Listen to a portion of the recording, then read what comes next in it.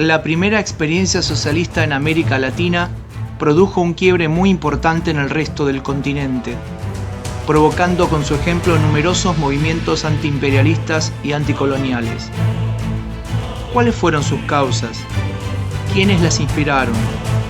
¿Cuáles fueron sus consecuencias? Estas y otras preguntas intentaremos abordar y analizar en el siguiente video.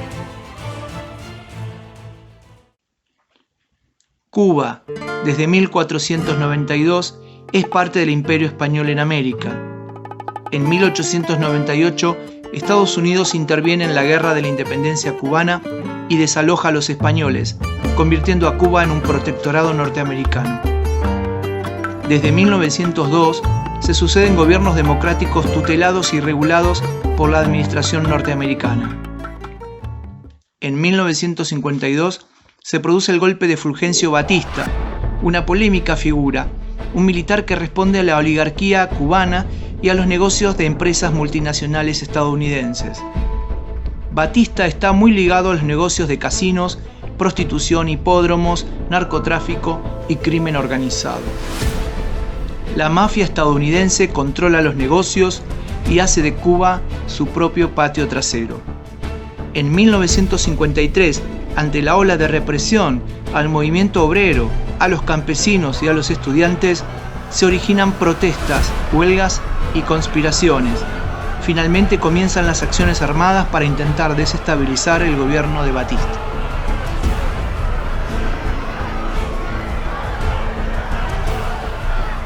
El 26 de julio de 1953 se produce el asalto al cuartel Moncada, en Santiago de Cuba, por parte de hombres y mujeres de la juventud del Partido Ortodoxo, liderados por un joven abogado llamado Fidel Castro.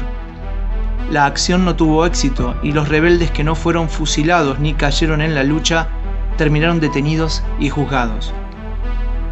Fidel Castro asumió su propia defensa y redactó un alegato denominado "La historia me absolverá". Fue condenado a 15 años de cárcel, pero en 1955 es puesto en libertad por una amnistía. Fidel se traslada a México, pero antes de viajar funda el movimiento 26 de julio, en homenaje a los caídos en el asalto al cuartel Moncada. Tras unas elecciones fraudulentas y sin oposición, Fulgencio Batista es reelecto al frente de Cuba. Mientras tanto, en México, los integrantes del M-26 comienzan a entrenarse en la guerra de guerrillas y suman a sus filas a varios jóvenes latinoamericanos, entre ellos un médico argentino llamado Ernesto Guevara. En noviembre de 1956 se inicia el regreso a Cuba. En un yate bautizado Granma, 82 voluntarios cruzan el mar Caribe con destino a Cuba. Las acciones no pudieron realizarse como estaban planeadas. El desembarco se produjo muy lejos de lo establecido y las fuerzas de Batista estaban alertadas. Un grupo de sobrevivientes logra huir y se instala en la Sierra Maestra, una zona montañosa y selvática ideal para esconderse y reorganizarse. Durante todo 1957, el ejército rebelde entabló varios combates contra las fuerzas del dictador.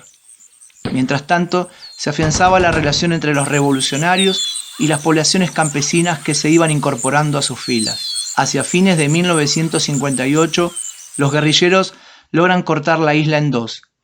La columna de Ernesto Che Guevara toma la ciudad de Santa Clara. Fidel se dirige hacia Santiago.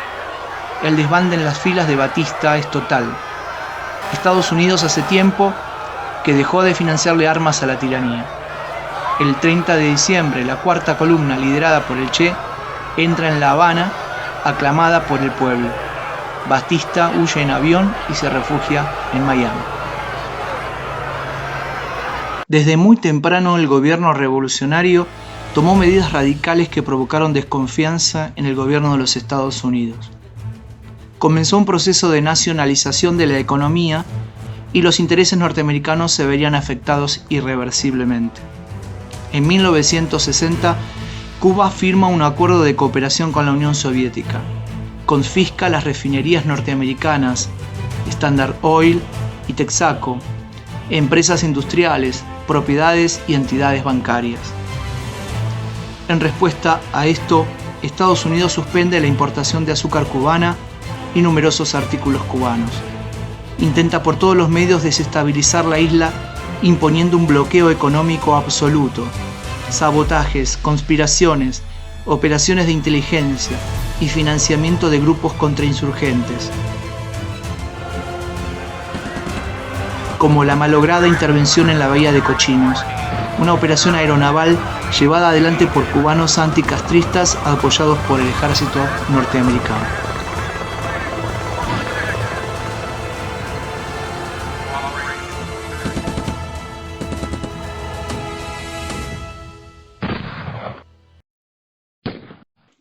En 1962 ya se había consolidado el carácter socialista de la revolución. La presencia soviética en la isla era muy fuerte, colocando 42 misiles rusos de mediano alcance apuntando al territorio norteamericano. El conflicto, denominado Crisis de los Misiles, duró 13 días. La posibilidad de una guerra nuclear parecía inminente. Las negociaciones se sucedieron y se acordó retirar los misiles de Cuba a cambio de que Estados Unidos se comprometiera a no intentar invadir nuevamente la isla. Cuba fue el escenario central por esos días de la denominada Guerra Fría. La revolución transformó la economía y la sociedad definitivamente. Una de las medidas más importantes fue llevar adelante una reforma agraria. Incluía la prohibición de la tenencia extranjera de la tierra, el acceso gratuito a la tierra de 200.000 familias campesinas, la creación de fincas cooperativas, la indemnización a los propietarios de las tierras repartidas y la creación del INRA, Instituto Nacional de la Reforma Agraria, un organismo encargado de ejecutar todas las medidas de la reforma agraria y controlar las propiedades nacionalizadas. Durante 1962 se fomentó el desarrollo de la pesca, la avicultura, la minería, pero el azúcar continuaba siendo la principal fuente de divisas. La revolución puso especial énfasis en el ámbito educativo. Más de 1 millón de personas no sabían leer ni escribir, y el 50% de los niños no conocía una escuela. La erradicación del analfabetismo fue prioridad del gobierno. En un solo año se alfabetizaron más de 700.000 cubanos. La primera revolución socialista en América provocó que numerosos movimientos políticos y sociales llevaran adelante sus propios procesos de liberación nacional. La consigna liberación o dependencia expresaba y resumía la problemática de la época. Para todos los países en vías de desarrollo, el modelo de la Revolución cubana proyectaba un camino alternativo al imperialismo norteamericano y a su modelo de dependencia económica.